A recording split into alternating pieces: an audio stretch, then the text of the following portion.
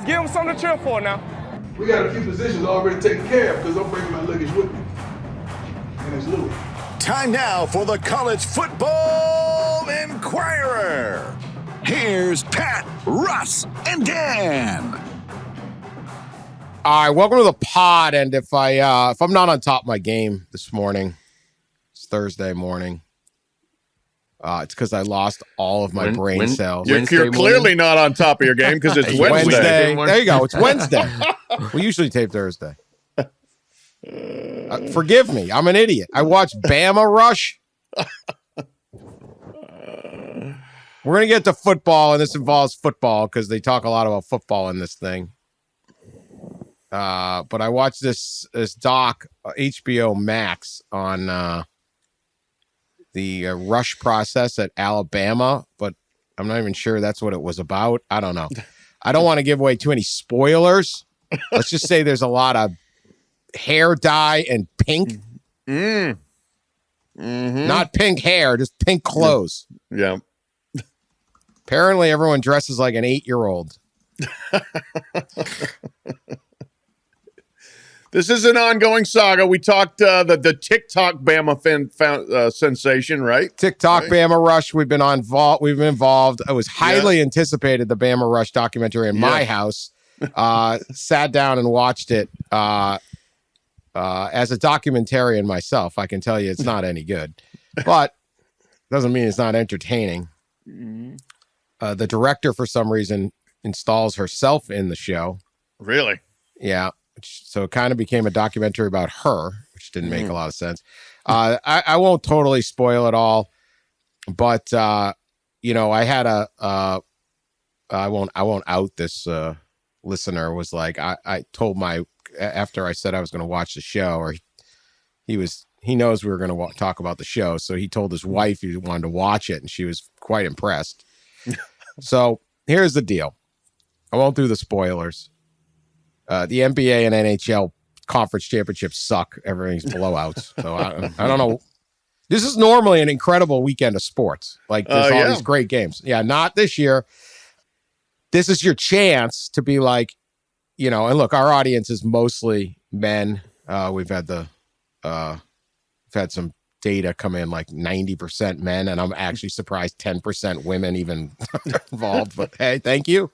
Yes, thank you very much. This is your chance. Like when we tell you the rake the leaf day, like the rake the leaf early window in the fall, like there's no good game at noon. The big noon game is not a big noon. Rake the leaves, apple picking. This is your chance to be like, why don't we watch something you'd like to watch? What about Bama Rush? Okay, it's like 2 hours, dumb as can be. I mean, dumb. Yeah. The fact there's a university somehow attached to whatever this thing is they'll probably get 10 million more applications, but this is your chance. Wait, don't you want to watch the NBA playoffs? No, not tonight. No, I don't want to watch that hockey game. No, I would rather watch Bama Rush. This is my relationship advice to you. And if you're one of our 10% female listeners, and your husband, boyfriend pulls this, you know what's up. You know what's what. But, it's a bad weekend in the pro sport. Anyway, enough with Bama Rush for now. We'll get to it. I don't want to spoil the show. I don't know, man. That's a pretty big tease. Watch, Pat? I feel like I need to know a little bit more. Who was the dumbest single character? Oh, jeez. Wow. Coach Saban wasn't on the dock, was he? Did Coach Saban make an appearance on the dock? No. Oh. No effing way. They kept flying the drone over the football game, and they did a lot of videos during football games. But no, Coach Saban was not touching this. Well, it was probably the people that paid a consultant to help them prepare for Bama Rush. Oh, come on. So that they knew what to wear, what accessories, how to do interviews, how to present yourself in the casual conversals. So there is such a thing as a sorority rush consultant. Oh yeah, a whole bunch of them. One One young lady apparently drove all the way to Atlanta to meet with this woman. Really? I mean, how'd you like to have that for your business card? I love it. What a hustle. This is the easiest. Just be yourself. Sit with, I mean, no, they were talking about what not to say, how not to look awkward. I mean, it's unbelievable. Because you're supposed to go, right? You go to a house and like you meet the people, like, hey, come by. I mean, in theory, it makes sense, right? Stop by the house, see if you like us. We see if you like, hey, maybe we fit, hang out. But no, you have to have the right stuff and the designer clothes. I mean, it's incredible. It's incredible. So I guess Alabama gives so much financial aid to the out-of-state students, they just then reroute it to get in the sorority. Yeah, right. Because they're not paying anything. Yeah. So it's so cheap that they just sit there and go, well, I got an extra $25K here. I'll just take a loan out on that and I'll just spend it on designer stuff. I mean, you like 6 straight days out. It's incredible. Anyway, Bama Rush. We'll get to it. Did your oldest daughter, who's going to college in the fall, did she watch it and was she galvanized to rush a sorority off of this? She's not going to Alabama, by the way. She's not going to Alabama. I won't out her opinion. I don't know. No, it was. I mean, there's nothing in this that. I think it would appeal. I don't want to just trash everyone who's in over. I don't believe this can't be true. I don't even know. No. Okay. She may rush a sorority, but no, not this. Okay. Yeah. Like, not this. Now, there's a lot of pageant girls. That was kind of the. Okay. But yeah, you would have to like go in full makeup and hair all day long and dress in outlandish designer clothes and act totally phony just so you can have quote unquote friends.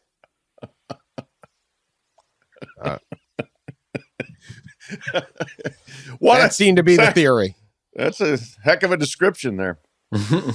I don't know. Anyway, enough Bama Rush. Wear makeup all day long, wear outlandish clothes, and act totally phony so you can have quote unquote friends. There you go. And pay 10 grand or something to be in the sorority. And have some middle-aged woman that was a Kappa in 1993 tell you about how to act Southern. Pay her. She's got this huge house in Atlanta. What a hustle. What a hustle. I love it. Anyway. It's a consultant's world, man. I want both of you, I'm thinking maybe you guys could use some good husband points, knowing you two. Maybe agree to watch this. Okay. Maybe my advice should go to you. I have a feeling there would be a lot of stuff in there that would I'm not going to be as surprised maybe about as you maybe were, just based on where I'm from and went to school, and half my family is KD legacy girls. Uh-oh. So there you go. Yeah. Okay. So the Queens of the Row, is that Delta? What's Caps? One of them is the Queen of the Row. Kappa Delta. I don't know. Yeah, I took Greek. I knew all the letters. Did you really? But no, I mean, I think what it is I think we all know what sororities were, but because of the TikTok sensation. Yeah. So 500 million TikTok streams on Bama Rush last fall. 500 million. So it's inspired the craziest, the most enthusiastic of the enthusiastic Rush people to all flock to Bama. So it's now gone like it's on steroids, right? It's like how Nick Saban's gets every recruit. Bama's getting every one of these people. Bama's getting the 5-star sorority talent. Okay. Yeah. All right, but let's talk television because I watched this thing on a streaming service. Yes. Let's talk football. And a few things have come out in the last few days, and I have no idea the answer, and nobody else knows what's coming. One was the word that ESPN, still the North Star of all sports media and college football for sure, is planning on going to a full streaming service at some point in the next few years. they have the cord cutting has, 47 million people have cut the cord. There's less basic cable, all this different stuff. The day ESPN goes to a new fee, and there were some estimates. The Big Lead did a good job on this. There's a bunch of stories. Wall Street Journal. It could be $50 a month to get ESPN. Maybe outrageous. More. Well, it's $24.99 to get the Yes Network. Really? It's $29.99 to get MSG Plus, to get you Rangers and Knicks. Wow. Yes gets you the Yankees. Right now, ESPN Plus is $9.99 a month, or $100 annually. But it could be $50 just to stream ESPN. The bigger issue, maybe, is if ESPN leaves basic cable, and not just have ESPN Plus, I watched the UFC undercard on ESPN Plus on Saturday, right? Like it has stuff that they don't want to put on the network, right? Or just extra stuff. And we watched, I remember, during COVID, we're watching crazy football games. What was our favorite? Fox Sports Texas Plus? Fox Sports Plus or something like Plus Southwest. Fox Sports Southwest Plus. Yeah. They had the Abilene Christian against Odessa Central Arkansas. Yeah. I'd actually watch. I'd pay to watch maybe some West Texas high school football. But anyway, I digress. I will be able to. So $50. Let's say it's $50 for ESPN. Well, now you need the Peacock is another. I don't know what. Yep. 15, 20 you could get. I mean, you can see what's heading. CBS is what, Paramount, and that's good. Mm-hmm. Everything go through the roof. If ESPN leaves basic cable, they're saying that could be just the end of basic cable. Most people, it's one of the big things that is keeping basic cable alive is ESPN. I think one of these stories, like USA Network and Discovery, those used to be really big things, and they're like USA Network's audience is down 80%, and Discovery's is down. People just aren't watching these stations. Yeah. Cable news is way down for everybody, but particularly some, all these different things.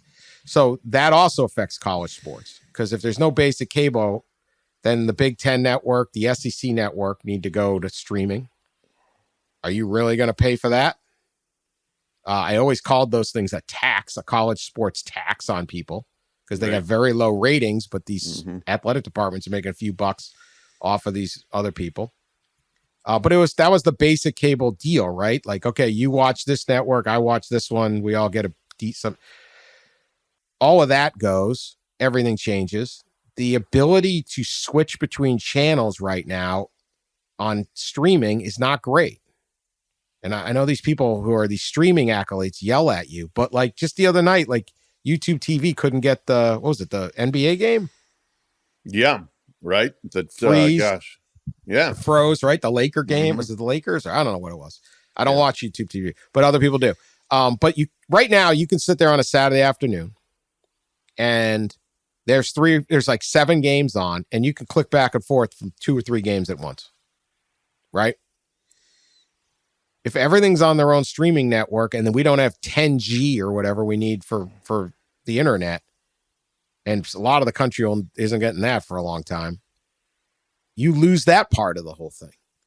How can ESPN keep paying billions and billions for these sports leagues, if they don't have the revenue they had under the basic cable model? Advertising's lower on streaming. I guess the question is this is the unbelievable uncertainty, even as college football tries to sort out who's in what league and how much revenue. How can we even predict what kind of revenue there is when no one can even predict what television will look like in 2 years? Right. Yeah. No, when ESPN, when it came out that they're looking at this, massive streaming undertaking, that should have shaken everyone in college sports, heck, and in professional sports too. of like, okay, what is the impact going to be? And I think the impact could be sizable, as you illustrated, Dan, is first of all, just sheer expense. And some people are like, no, I'm not going to keep paying more and more for all of these streaming services. They add up, and eventually you're $20 a month thing or $50 a month thing yourself, into the poorhouse. And people are just going to say, no, I'm not going to do it. I'm not going to pay for that many services. And then B, if you just make it harder to watch, that's another reason for people to say no. And folks like us are going to do whatever we probably need to do to be able to watch our college football and college basketball. But there's a lot of people that won't. So not that many people care quite that deeply. There's plenty that do, but there's a significant share of audience that's just going to say, you know what? No, I'm not going to do that. And so that's the risk I think that some of these companies are running and some of the conferences are running by going to a completely off traditional platform, or mostly off traditional platform, or even partly off traditional platform sort of broadcast service. Well, and aren't we just eventually circling back to having some kind of bundle, which is cable in the first place? It feels like we're like 3 to 5 years from all these different streaming. They're already starting to kind of consolidate, right? The streaming services like HBO, whatever, the Max and something else just converged, right? There's a couple of those that have happened, and I wonder if we're just going to be. I feel like the 8, 10, 12-year-old audience right now, when they get to like 18, 20-year-old, are going to be like, why don't we just all put this on one thing, consolidated, like we pay one price? We're going to all be like, yeah, that's called cable. We used to have it back in the day. So it seems like we're all going to eventually circle back to having some kind of cable. I have YouTube TV. It's fantastic, but I guess if ESPN were to like go cable less, right, would they be pulled off of YouTube TV, you think? I believe so. Yeah. Because they need everybody to subscribe directly. Yeah. Mm-hmm. Yeah, because a lot of the apps aren't available. Like, we have YouTube TV, and then we also have HBO Max, we have Peacock, we have Netflix, we have maybe one or two other more, and you add it all up, and it's like, man, we're like paying as much as cable or more. Yeah. What is during the college football season, what is the YouTube TV experience as far as switching around between games? It's great. No, it's fantastic. Okay. And in fact, they started this during March Madness, but they have the quad screens. They have the quad like screens. You can split out all 4 channels that all the games were on the first weekend. That was amazing. And I would assume they just started that in March. So I'd assume we haven't had a football season with it. I assume they plan on doing it for the football season as well. So it's great. I love it. I do. I was a linear kind of cable guy forever, like, Comcast or whatever, Cox, but we switched to YouTube TV like a year and a half ago, maybe. And it's been great. But are those games are all, they're on, for lack YouTube. of a better term, on the same cable? They're cable channels, right? And they're all owned by the same property. Right. So, it was like it was all the games of March Madness. Right. Exactly. TNT. Yeah.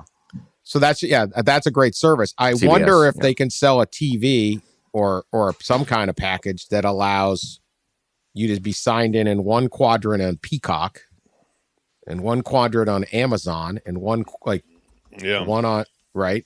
Mm-hmm. Because if you have to you have to leave it, redo your, you buffer down, you buffer back up, or you have to put in passwords or whatever. Any delay at all, because it's live sports and you're trying to watch 2 games at once. Right.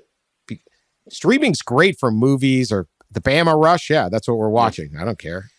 Mm-hmm. Streaming's awesome for that. It's just for live sports. That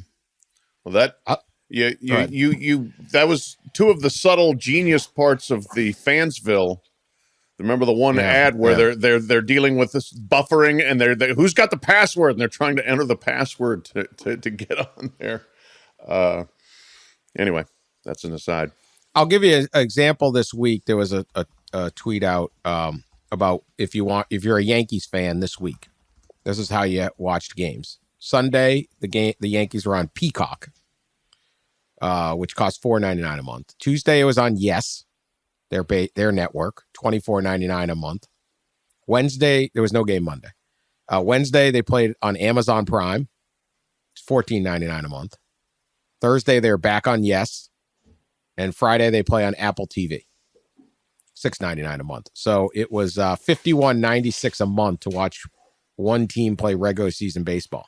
And you've got to look up. There's no more just coming home, cracking a beer, going to the one channel you always watch, right? And the Yankees are on. Yeah.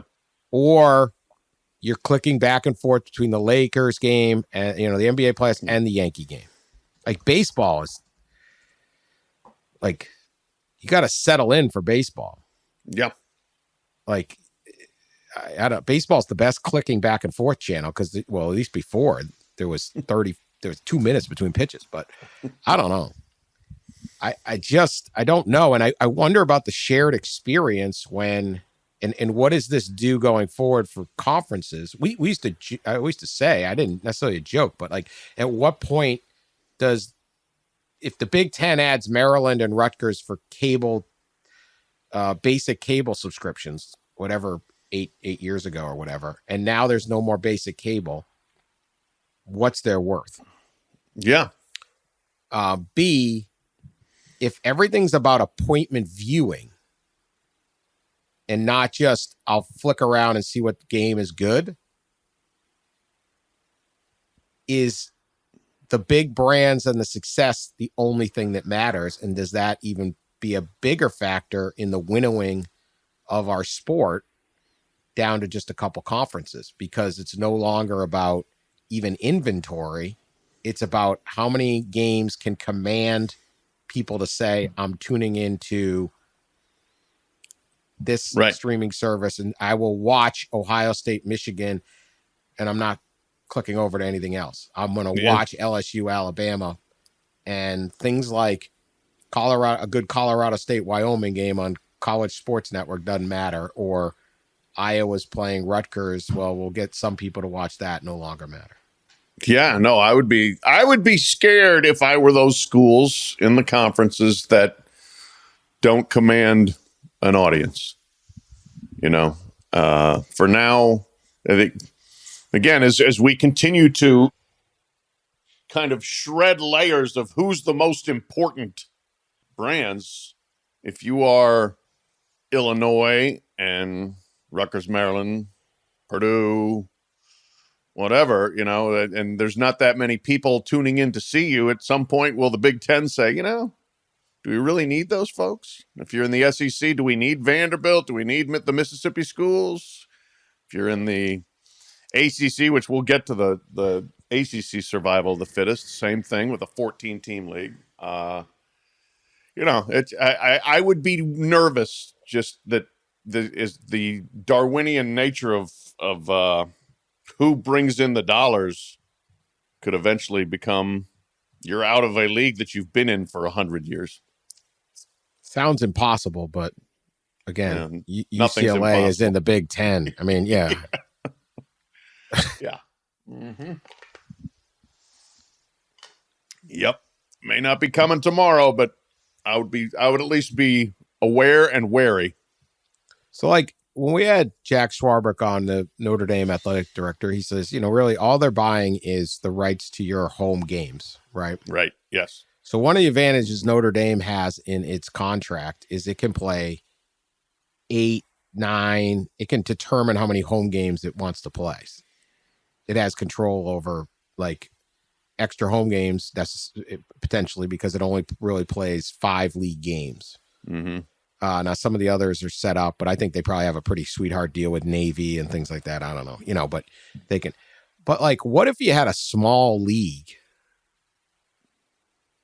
Like even like let's talk about the ACC. Let's say the ACC actually could like disintegrate and everyone could choose what to do. Yep. Would it be better to go to the? I know they'd go to the SEC, but any team would take it. But would you be better off if you were like Clemson, Florida State, Miami? I don't know, North Carolina, whatever their 6 biggest TV properties are. North Carolina, and I don't know, take the Virginia schools or something. Yeah, if the 7, the wandering 7. The wandering 7. Let's say you just say, this is our league. We're 7, and you take Notre Dame. We're the 7. We're going to play each other. We're only playing like, let's just say it's 7. We play six league games. The other 6 we control. We can play more home games. We get extra games for our schools, and we only set up good games. And thus, there's no lost leader of Clemson, Syracuse. I don't know. This is a whole different thing that I haven't heard a lot of discussion on. Is like, well, we're going by the old model of what matters, and all these realignments become a new thing. It used to be basic cable channels. Now nobody cares. It used to be markets. Now that's not it. Now it's like, what is appointment viewing? It seems. Right. And I think, the other part of that, if you just set up good games, as you said, and you're not scheduling Presbyterian and, UAB and whatever, then that resonates a little bit. I had multiple athletic directors during the talk about the expansion of the playoffs say, we now really need to make strength of schedule matter. And that means, okay, like, so if you want us to schedule these good games, then you have to let us in the playoff when we're 8-4, as opposed to everybody needing to be 10-2 or better. That, I think, could be a trigger point in this too. It's like, okay, I mean, if we're going to break away and have a super league or whatever, then you have to have an allowance there also for us to lose a lot and still get rewarded with a playoff spot. Well, it feels like we're just the last several years, it's just been a consolidation of the biggest brands in college sports consolidating into 2 leagues, and there's only like 5 to 7 other big brands that now exist outside of those 2 leagues. And you do wonder with the how, I never really thought about it this way, but how the linear cable situation is going to impact the TV rights stuff going forward. It's a pretty interesting situation that you got to think it's got to impact it in some way. It'll be interesting to watch going forward. And I don't know, how even that's going to, impact realignment, the whole conference realignment. Like you said, Dan, a lot of these moves were made with cable TV networks in mind. So, and now you got this streaming situation to think about. Well, why not go independent like Notre Dame? Yeah. I mean, like, isn't Notre Dame, by not being in a conference, in control and can conceivably schedule more home dates, which, everyone wants a lot of home games because of the gate, but you can also control, now you own the TV right. Rights, yeah.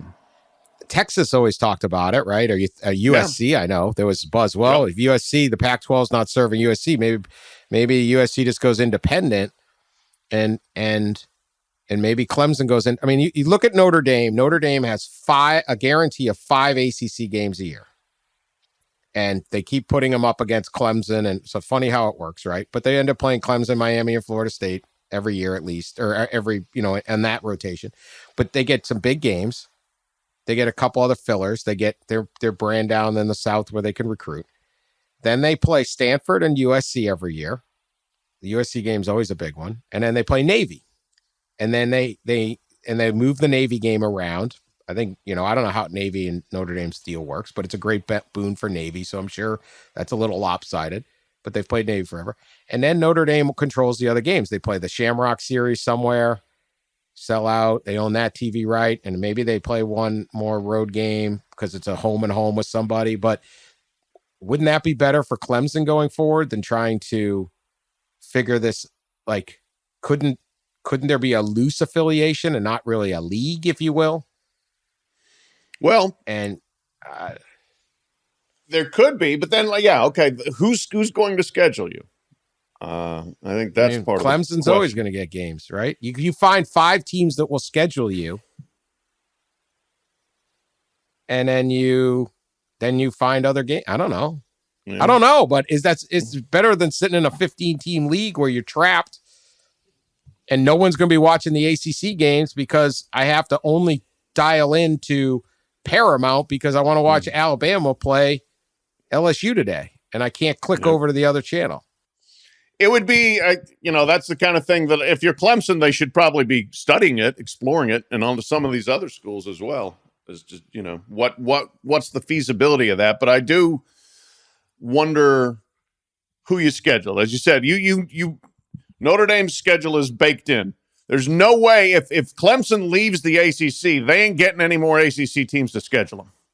Unless other teams leave the ACC. Other ACC teams. Yeah. Well, if you get Florida State to leave with you, if you get Miami, if you get maybe the Carolina schools or the Virginia schools, and we'll get to that, but and then you're playing South Carolina every year, and you play Notre Dame. I don't know. I'm just saying, and you just say, are we in a league? Nah, not really. We have a scheduling agreement. There's 12 teams in the playoff. Right now, there's 6 at-large bids.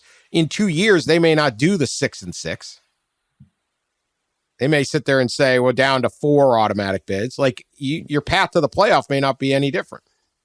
This is all so seismic, and we're already seeing seismic in college sports. What's the next one? And I don't know that that's not a better move than sitting around going, let's wait till 2036.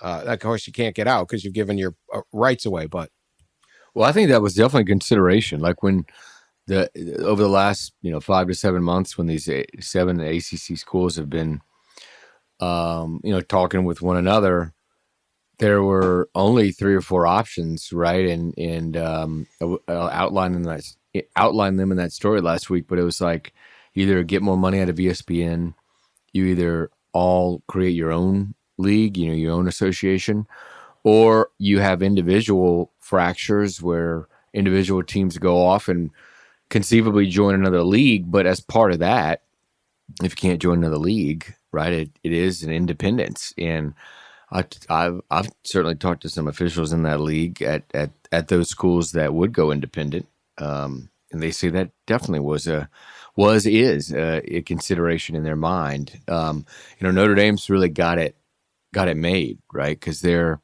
independent in the football, and then part of the league in all the other sports that would be difficult to go into, more difficult to go independent as probably the Olympic sports.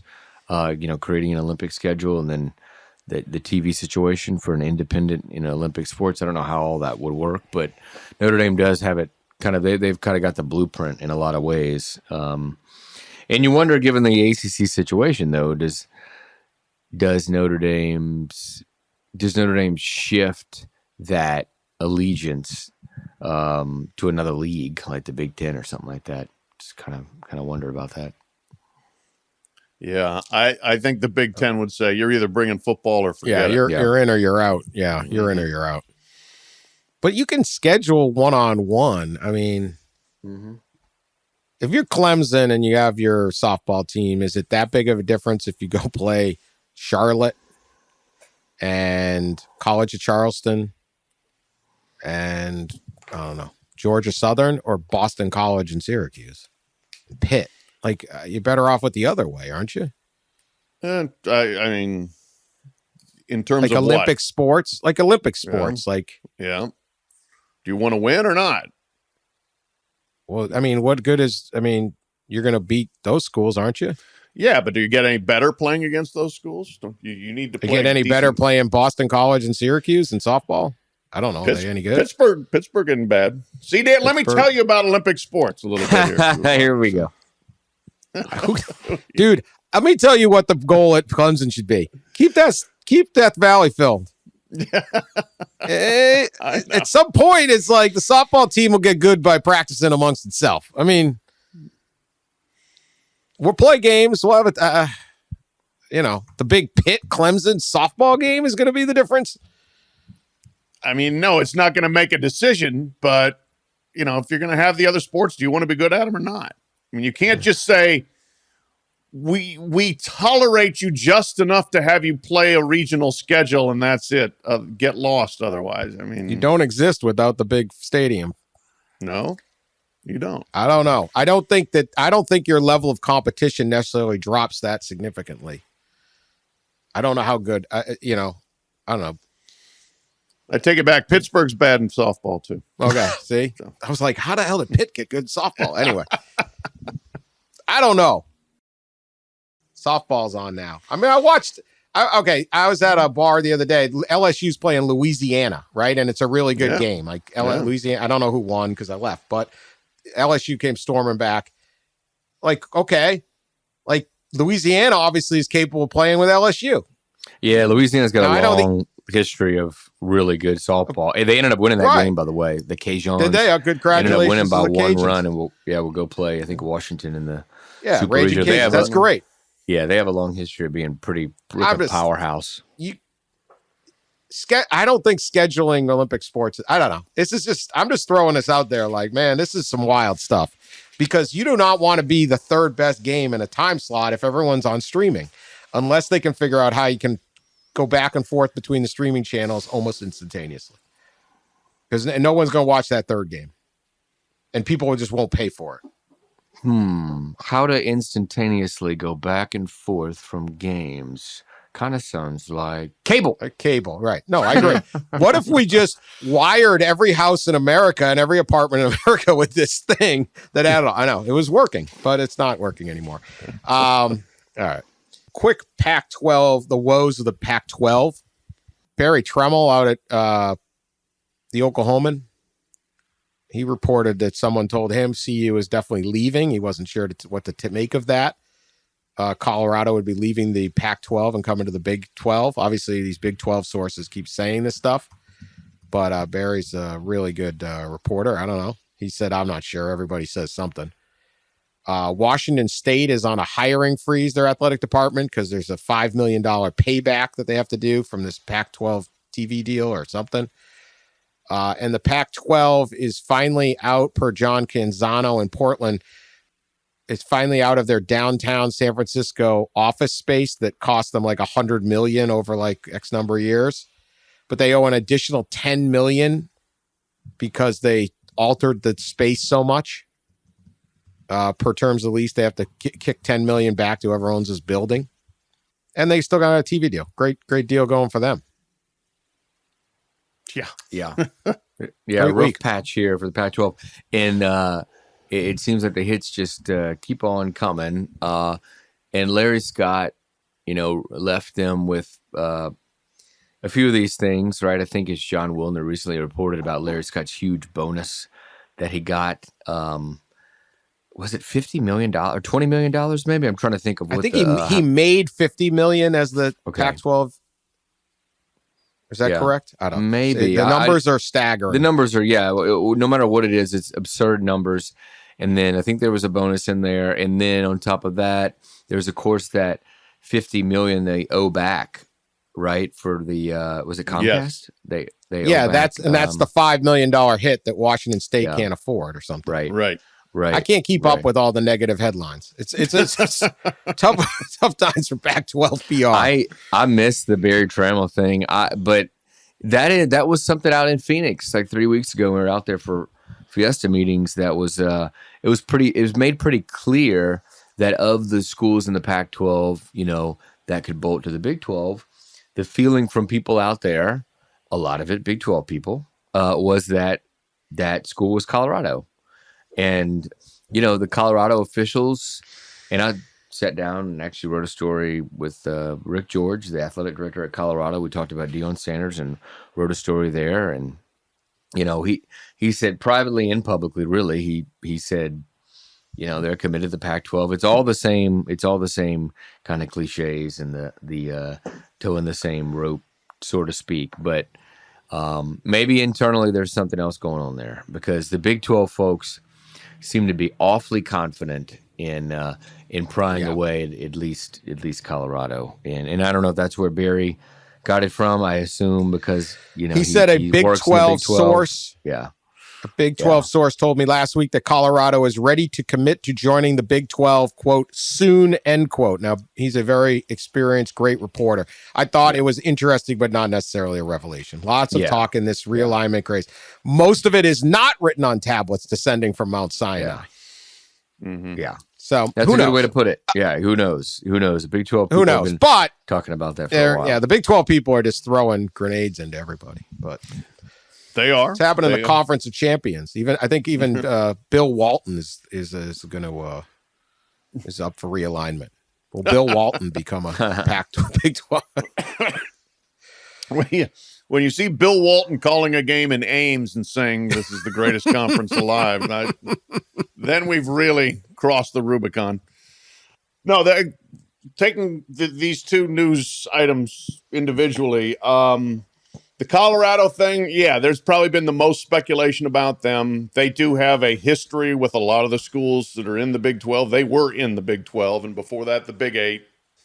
And while they've kind of fit with the Pac-12, but there's never anything that just says, "Oh, this is perfect for Colorado." So I would not be shocked if they are the most mobile potentially as far as going to the Big 12. But yes, this is yet another instance of Big 12 people at least sowing the ideas out there of the Pac-12 being ready to crumble, or we're ready to get some of their schools. We'll see if there's more to this than some of the previous planted sort of speculation. As far as the Washington State thing, this is really interesting to me for a couple of reasons. One, if you look at the statement from Kirk Schultz, he's a smart guy. He's the president, and he first off, throws the blame on the conference and says that, that this is, we owe this money because the conference sucks, basically, and Larry Scott sucks, and that's why we're in this position. Is they stuck us with these big expenses, and that's not our fault. But then you get down to the part that's, we also apparently managed our own expenses and revenues very poorly. And I wonder if there's a little bit more to that. But here's the existential problem for a school like Washington State. You have the hardest time keeping up with the Joneses in your league. You have the least resources. You're the furthest away from people. You don't have a huge and wildly wealthy alumni base. And you've been out there trying to do everything you can, build facilities, create NIL opportunities, pay your coaches well. Eventually, especially if you're in a league like the Pac-12, that gets hard to do. And that seems to be where Washington State is. Partly through their own doing, partly through the league's doing. And I don't know how you sustain it. What do? You reach a point where you freeze on hiring and freeze on non-essential travel and things like that. And then what happens? Then are you no longer big time? That's the existential situation for them. Probably Oregon State is not in a dissimilar situation. And you can go on through every conference and pick out some of these schools that have been striving like heck to keep up with the Michigans, the Ohio States, the Alabamas, the Georgias, the Texases, the Oklahomas. And can you still do it? And for how long? Yeah, I think Washington State's the lowest resource Power 5 team, I believe, budget-wise, right, Pat? I think it is nationally. During this whole athlete compensation, NIL, congressional bill debate, there's two factions forming with very little people in the middle.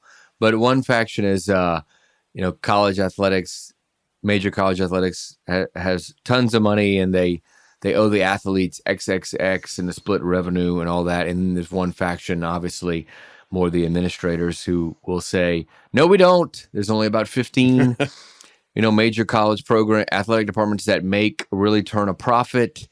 And we're not rolling in all this money. We spend it all, basically. We spend it all on Olympic sports. We spend it all on salaries and facilities to keep up with everybody else. And I mean, in a way, both of those could be true, but we're seeing certainly the latter here for Washington State is a good example of the latter. Is that all these athletic departments aren't rolling in cash, and I think the other faction would see this maybe and would say, well, they shouldn't be paying their coach as much as they do, or they shouldn't be building these gaudy facilities like they do. That way they could save money and pay the. But you have to keep up with the Joneses to compete. So you need to do that. So it's just this vicious cycle that is about to crash and burn, it feels like, at some point. That's tough. This stuff sucks. It does. I mean, it just really does. I like Washington. I remember when they were hyping Ryan Leaf. There was an old story I think it was Ryan Leaf, or maybe it was Bledsoe. Might have been Drew Bledsoe when he was there. And I think Oregon had bought a Times Square billboard. Yeah, for Joey Harrington. Mm-hmm. So was this Bledsoe then? No, it'd be Bledsoe's era. I can't remember. Yeah. I don't know. I can't remember the age. Anyway, they had either Bledsoe or Leaf come along, and Washington State painted a barn in eastern Washington, like on the side of like whatever highway there's out there, I-90. And I remember them saying, like, this is the ultimate, like, even back then, it's like, well, Oregon can spend their money in Times Square, but we painted a barn touting the Heisman campaign of whatever. And it was great. Got a lot of attention. Yeah. It was funny. And they were just like, well, this is what we got to do here. You guys can have your, highfalutin Times Square. So it's always been a problem. And it's, but yeah, there's just no collegiality, commonality, anything like that. I don't know where it ends. Not good for the Pac-12. Maybe next week will be better, or we'll have 4 more negative stories. Negative stories. We've discussed this in the past. Kirby Smart. Get your crap together, man. Receiver Marcus Rosemy-Jacksaint. Is that it? Rosemy-Jacksaint. Yep. Senior receiver. Rested Tuesday for excessive speeding, hitting maximum limits, according to the athletes. I mean, they arrested him. What time did they arrest him? 4:33 p.m. Now, I'm not saying there's any time to drag race. Yeah. Did this happen at 4 in the afternoon? You were drag racing or recklessly driving? Like, the Georgia football team is going to kill more people, and some of them aren't even going to be related to the Georgia football program. So to recap this year, we had Jamon Dumas Johnson arrested on January 10th and then charged on February 23rd, or arrested then for a January 10th incident of street racing and reckless driving. We had the absolute tragedy on January 15th with a drag racing late night, early morning deaths of offensive guard Devin Willock and recruiting staffer Chandler LaCroix, who was driving. They are believed to have been racing Jalen Carter. Carter's car, or LaCroix, reached 104 miles an hour. These are on the streets of Athens, not an empty highway in Montana. Right. Carter was driving 100 in a 35 mile an hour zone. Then, after all of that, Kirby said he brought in the cops to talk to the team, educate the team. We had the Denylon Morissette was arrested 2 weeks ago for speeding. Sophomore. Driving too fast for conditions. I think that was in a different county, but still. Yeah, neighboring county of Coney, which is right there. Yeah. He was also driving under the influence of drugs and following too closely. Super. So we have this. You have a teammate die. You have a recruiting staffer that otherwise, for all we know, all accounts is beloved, dies. You have your star player drop from potentially the number 1 pick to number 10, cost them money. Maybe that's the motive. And the Georgia football players don't care. You've brought the police in. What is going to scare the players if this doesn't do it? Right? Yeah. Well, Throw them off. Throw somebody off the team, Kirby. exactly. Come on, man. You're going to kill some kid riding their bike. It's coming. Your team won't slow down. This is ridiculous. Yeah. No. 90 miles an hour, 3:18 p.m. On a Tuesday. I mean, yeah. I didn't see those details. Yeah, 90. Yeah. Schools are letting out. People are traveling around mid-afternoon, and you're going 90 miles an hour. That's the thing. And there was a quote from Kirby in March. We try to have education programs, but education is not enough. Yeah, no duh. You have to do a great job making sure your players understand the risks and dangers that are out there. Well, do they? With vehicles, especially nowadays, that go really fast, you've got to be extremely careful. Are they? We try to educate and make sure our players understand those risks, but the ongoing part of that is to continue to educate them and let them know. The ongoing part of that is to kick somebody off the team or suspend them for a full season. That's what you need to do. And so far, that ain't happening at Georgia. All that happens is they keep getting arrested. No discipline has been announced. I don't know. Where's the president of the school? I know you're Kirby Smart. You won 2 titles. You're untouchable. You get everybody in Athens is scared of you, and no one will tell you what to do. You are the most powerful. Do the right thing. This isn't working. I don't know how. I would think the death of 2 people would do it, or I would think, hey man, the last guy lost a ton of money. Maybe that's all I care about. I mean, this is absurdity. Driving 90 down the street is no different than firing a gun down the street. Just a matter of whether you hit somebody or not. For what it's worth, and this is certainly not the most important thing, but Rosemy-Jacksaint's a very good player who will be, if he's still on the team, a very important part of their team. They had a lot of receivers last year. They have fewer this year. He would be one of the key ones for Georgia. Is this happening in every school? I mean, like, why are we not hearing about it everywhere? I know it is happening. I mean, it has to, right? Is it something extra with Georgia? I don't get it. Yeah, I don't know. Either. Yeah. I wonder if it was just 1 or 2 players that started drag racing and then it caught on with everybody on the team. That does things like that, do seem to happen. They'll trickle through a team, something like this. Maybe that's what's happened. I saw the headline yesterday and just kind of like facepalm, like, surely this isn't right. Like, obviously there's a really concerning trend here.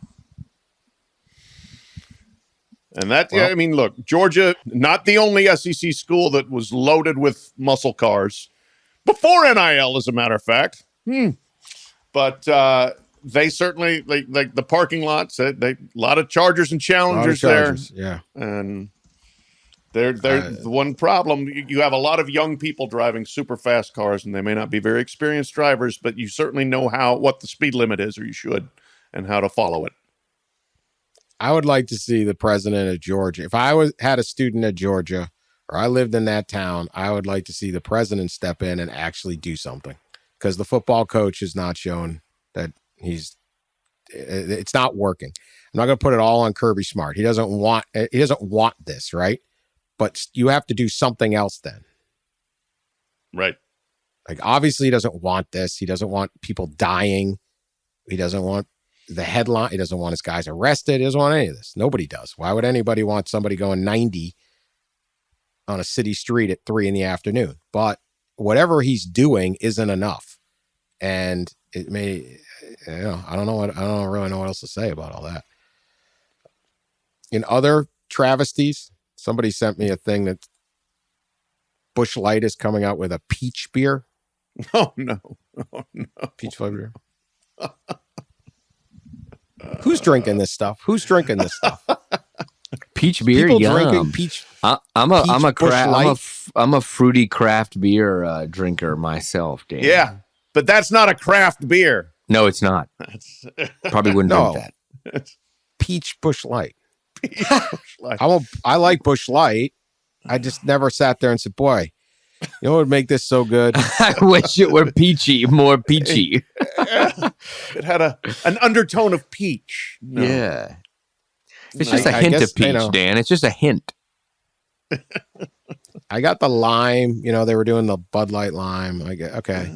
I mean, obviously they're getting murdered by the high noons and the murdered. Busch Light's still brewing plenty of beer, but the high noons and the Trulies and all that. But geez, I didn't see this one coming. Peach from your brand, man. Oh man, they're deserting you, Dan. You just wonder, like, there's people at Anheuser-Busch that it's just their job to come up with weird stuff, you know, and like, okay, let's try this and let's try that and throw everything against the wall and just in case something sticks. Somebody invented Zima and it actually worked for a while, if you remember that. Yeah, I mean, look, all the high noons and stuff are working great. Yeah. It's just, I guess, I don't know. I mean, just wondering. Peach. I'm not trying it. Anyone tries it, let me know. Get some peach Busch Lite. Et tu Busch Lite. Et tu. Watch Bama Rush. That means end you to the Bama sorority girls. It's Latin. And let me know what you're gonna really. You're gonna. It's a whole new world, I think. A whole new one. All right, let's finish with this. Pat, you may be involved in this. It happened in Louisville. Uh-oh. Here's what happened. We'll just start with this. I'll just read it. This is from the Smoking Gun. A Kentucky man shot his roommate. These two guys are living together in the buttocks after the victim ate the last Hot Pocket. Uh-oh. Oh. In the freezer. That is an act of aggression. Shot him in the ass after he ate the last Hot Pocket in the freezer. Clifton Williams, 64, and the male victim got into an argument Saturday evening in their Louisville residence they share. Quote, victim states his roommate, Mr. Williams, got mad he ate the last Hot Pocket, an officer noted. Williams started throwing tiles at the victim, the Hot Pocket consumer. Tiles. I don't... The victim then attempted to fight back, and there was a discussion of who was going to beat his ass. Said he shot his ass. Yeah, the victim then said he began to depart the property. Well, sure, you got a belly full of Hot Pocket. Eat the Hot Pocket and run. Williams retrieved a handgun from inside the home, came outside. The man yelled, "Don't shoot." But Williams, quote, shot him in the ass while he was trying to leave. Went to the hospital. Williams was arrested later, charged with felony assault. He's in the jail. The court citation does not indicate what flavor of Hot Pocket triggered the snack-related shooting. See, that's kind of essential information. I think so. You know, Pat, justifiable assault or not? I mean, eating a man's Hot Pocket is a distinct act of aggression. There is no doubt about that. And I think this occurred in the Wyandotte neighborhood, which is near you. Down. No. It's it might be south of Churchill Downs, which is the south end, which is they keep it real down there for sure.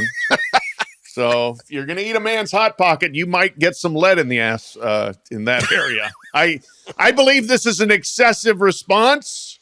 I'm not in favor of using guns to solve your problems, but you are risking it if you go ahead and eat the Hot Pocket. That's for sure. That you have tempted fate.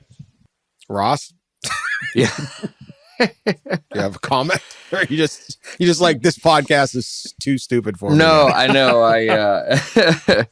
I've been a little distracted this morning, but as probably the viewers, if you've been viewing on YouTube TV, you've seen me escape from this room and this video for too many Hot Pockets.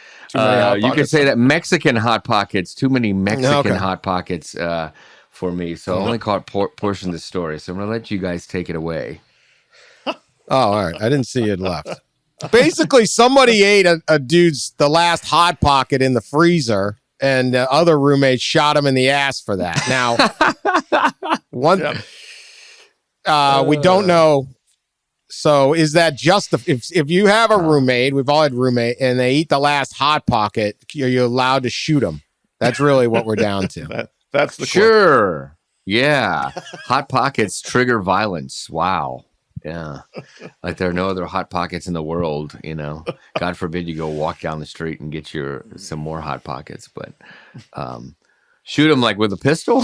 Are we talking about a gun here? Oh, yeah, with a gun. Oh, yeah. With a gun. Yeah. Sorry, I was reading the story. I didn't realize you left. Yeah. This is good podcasting. So 2 things on my point. One, first off, if you have too many Hot Pockets, you are going to have to do some time sitting down, right? Yeah. And now you got sore. can't feel good after getting shot. So that's insult to injury. Pat, as you were talking, I called up the flavors of Hot Pockets. Oh, yeah. They've come a long way. There are many. Used to be just like ham and cheese, right? Yeah, I think it was ham and cheese and maybe a pepperoni or something. Oh, anyway, yeah, there was a pepperoni. We have bacon, egg, and cheese. You get the breakfast Hot Pocket. Oh. As the croissant crust. Sure. Okay. Buffalo style chicken bacon ranch. Pepperoni pizza Hot Pocket with the crispy crust, ham and cheddar, double pepperoni pizza, 4 cheese pizza, 4 meat and 4 cheese pizza. Man, that's a lot of hot in the pocket. Yeah, that's a pretty loaded pocket there. Meatballs and mozzarella, Philly cheesesteak. Let's see. I will be interested for those still listening to the podcast if somebody gets mad about your pronunciation of mozzarella. There. Oh, yeah, they usually do. Steak and cheddar, and then a steak nacho. It's nacho Hot Pocket, buddy. I want no part of whatever steak is in a Hot Pocket. Yeah. Filet mignon, I'm sure. Yeah, for sure. Wagyu. All right. Well, that's our pod. Watch Bama Rush, drink some peach beer, or don't. Definitely don't shoot anyone over a Hot Pocket. You can go down to 7-Eleven and get another one, man. Is not worth it. That is a nasty thing for a roommate to do. But there's better ways to spend your weekend than in the county jail because you shot them over it. Because the food you're getting in there ain't as good as a Hot Pocket. So there we're at. We will be back Tuesday. We're taking a long weekend. So we'll be back Tuesday. Hope everyone has a great Memorial Day weekend. And keep subscribing, listening, and we appreciate y'all. Hope you guys have a good time. Talk to you later.